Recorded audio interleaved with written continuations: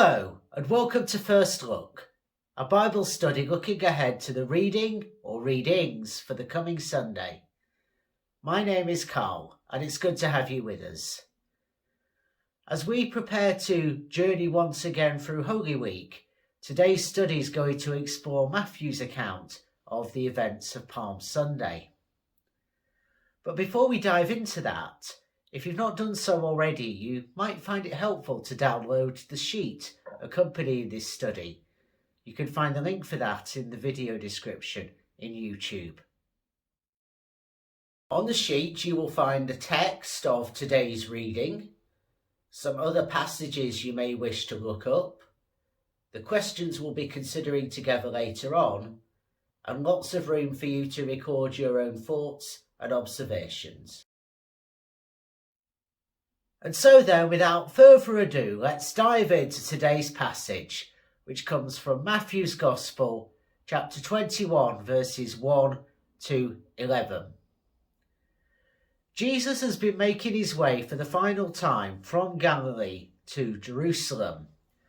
And we're told that while he was on the road and had reached Jericho, he was with lots of other people who were going up to the city for the festival of Passover, which was one of those three main pilgrim festivals where all Jewish men who were able to do so were expected to go up to the city and to worship in the temple. On the road, as we learn in chapter 20, verses 29 to 34, Jesus had healed two blind men who were sitting by the road as he and his disciples were leaving Jericho and making that final stretch of the journey. And they'd identified him as the son of David, as the Messiah, which was a very dangerous thing to say. It really sets the context for the power of the Palm Sunday event in terms of the background of crucifixion already looming large. Now, Passover was one of the most volatile and political of all the Jewish festivals, because it remembered God rescuing the people from slavery in Egypt and bringing them out eventually into freedom. And that's why Pilate would come into the city of Jerusalem from Caesarea Maritima in order to keep order. Jesus choosing to go there very much risked disturbing the Pax Romana, the peace of the Roman Empire that was held together at the point of a sword, and also disturbing the religious authorities who derived what power they had from the Romans. So who have we got in this passage? Well, we've obviously got Jesus coming to the end of his public ministry and knowing, as he's hinted at by talking about giving his life as a ransom for many in chapter 20, verse 28, that his death is inevitable. We've got the disciples, which included, but was not limited to, the 12. And we know that two of them, though they're not named specifically, would be sent out to bring a colt to Jesus to ride in to the city upon.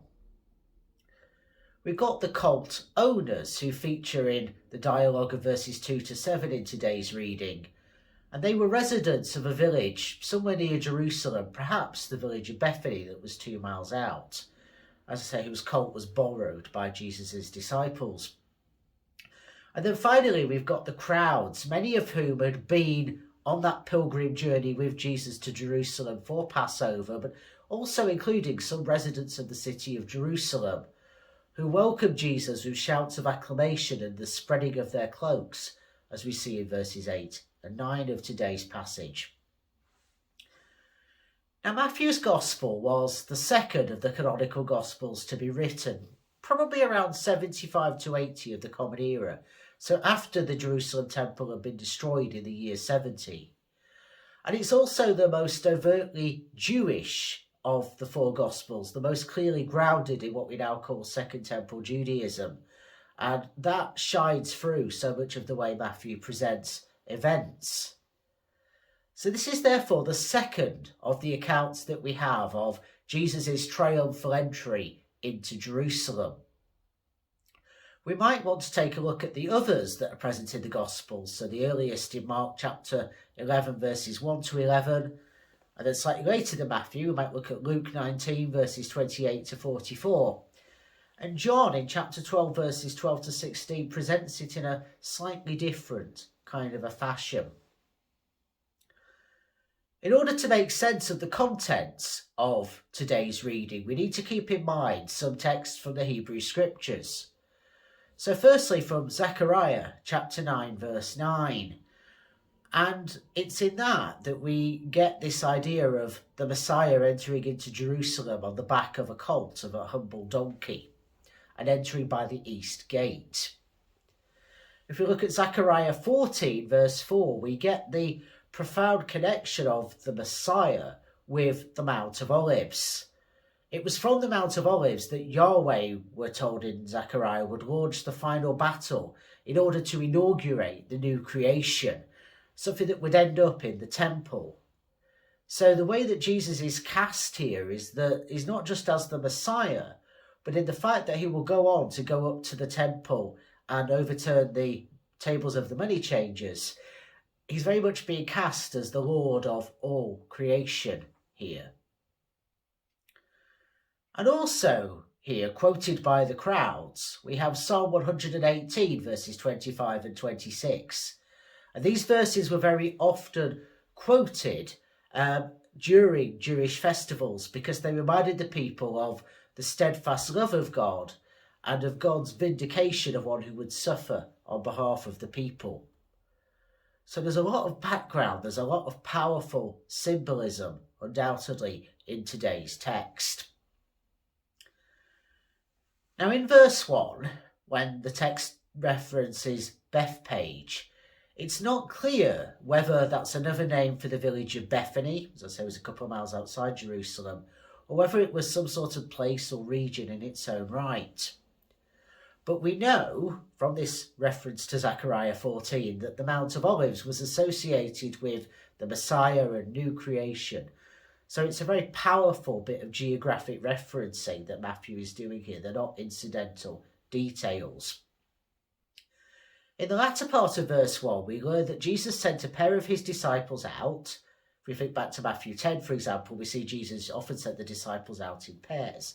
That happens again here, and this time it's to fetch a donkey and a colt from the village, echoing Zechariah chapter 9, verse 9. Now, Matthew is the only gospel where there's an emphasis placed on there being two animals here. And some have argued that what's going on is that Matthew has misunderstood the parallelism that was present in the quotation taken from Zechariah 9.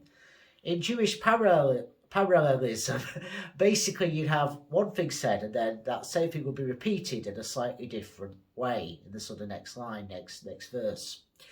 So some argue that Matthew has sort of basically misquoted Zechariah in that detail. But others have argued that Matthew does it deliberately to emphasize the humility of Christ as he rides into the city. Now, he says to his two disciples he sends out, if challenged, say, the Lord needs it, in verse 3. And that use of his title for himself, the Lord, Kairos, makes it clear that Jesus is Lord, and with the Roman Empire imagery in the background, therefore Caesar is not. But also it makes it clear that he's been given authority over human owners, karoi, to use the word that is used here for the owner of the cult. So this is itself a clear assertion of Jesus' authority. Now, Matthew has a characteristic formula that's employed whenever a reference to the Old Testament is seen as being fulfilled. And in verses 4 and 5, Matthew employs that same characteristic formula to say that what Jesus was doing with these two animals, as Matthew has it, whenever we think of the explanation for that, is following what we find in Zechariah chapter 9, verse 9. Jesus is riding in not on a war horse of the kind Pilate would have ridden, but on the back of a humble donkey, a beast of burden. So it's emphasizing the very different kingship of Jesus and the one that Pontius Pilate was displaying on behalf of the Roman emperor. Verse 6 tells us that his disciples did as Jesus commanded them, and we're given the curious image in verse 7 of him riding both animals, in contrast, as I say, to the single donkey of the other Gospels. Make of that what you will. I've seen all sorts of interesting depictions of it. But we do know that, from verse 7, that the disciples and others used their cloaks to make a kind of temporary saddle for Jesus. And that chimes with the spreading out of the cloaks and garments on the road as Jesus headed down from the Mount of Olives into the city, as we hear about in verse 8. Now note the only mention of palms being waved at all comes from John's description of these events in John 12 verses 13 to 18. We don't know what sort of brantage people waved in Matthew's version, but we hear that they're spread out in verse 8 nonetheless. And this all picks up on messianic imagery once again. Now we noted in the episode immediately prior to today's passage that the two blind men that Jesus had healed on the road from Jericho to Jerusalem had referred to him as Son of David. And the crowds walking with Jesus as he's entering into the city also used this title for him, as we see in verse 9. Hosanna to the Son of David. Hosanna, hail. And in their quote, when they talk about blessed is the one who comes in the name of the Lord, they're quoting our verses from Psalm 118. Now, as I say, this was something that was used at all festivals to remember God's steadfast love and the vindication of a righteous sufferer on behalf of the people. Jesus himself in chapter 21 verse 42 would employ this same text from Psalm 118 to rebuke the religious elite.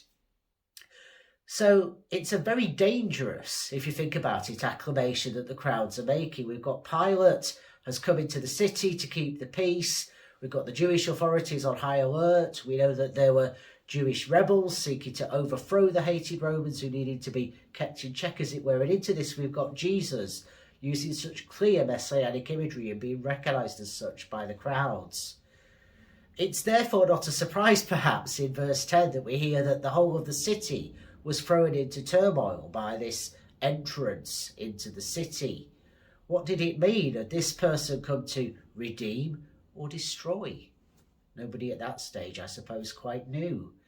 And so the question arises then from the crowds in the city, who is this guy? And those people who'd come with Jesus reply that he is Jesus of Nazareth from Galilee and that he is a prophet, which shows perhaps in the title prophet that they understand some of the significance of what Jesus is about, but maybe not all of it. And the reminder of his earthly origins reminds us of his full humanity at this stage. And he will go on, as we hear about in verses 12, 13 and so on, in this section of Matthew's Gospel, to cleanse the temple and to heal people there and to have his first glimpse of conflict with the temple authorities before withdrawing for the day to accommodation. So, this is a key text as we launch ourselves into the story of Holy Week once again. And it asks some really pertinent questions about power or authority, about human nature and how fickle and changeable we can be and so on. And we now come to some of these questions as we ponder those offered for this week.